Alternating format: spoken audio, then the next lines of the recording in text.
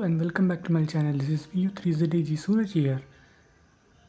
Today we'll be talking about the famous Pixie CW transceiver.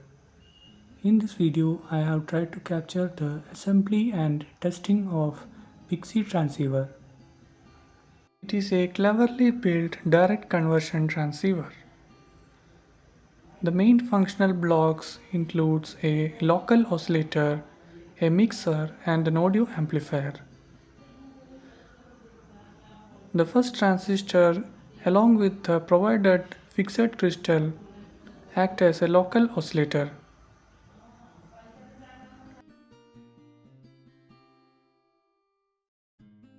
The provided crystal is of 7.023 MHz frequency.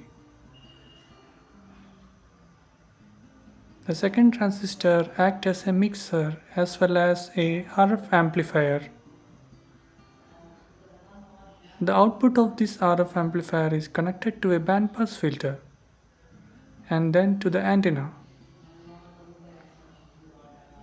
An audio amplifier is accommodated, which is built around LM386 IC. The output of this IC is connected to speakers. Also, a variable resistor preset is provided for slight frequency adjustments. During assembly, I chose passive components to go into the board first and then the active components and finally the connectors. One of the drawbacks of this particular PCB is that there is no option available for side tone. Obviously, I can extend a wire to a piezo buzzer which will serve my purpose. Now let's evaluate the performance. This is my test setup and I have connected this to an FHW antenna. Unfortunately, I am not able to copy any CW stations at this moment on this frequency. You can feel a strong interference noise from nearby LED street light. To evaluate the TX performance of this radio, I'll be using WebSTR, which is located 400 kilometers from my location.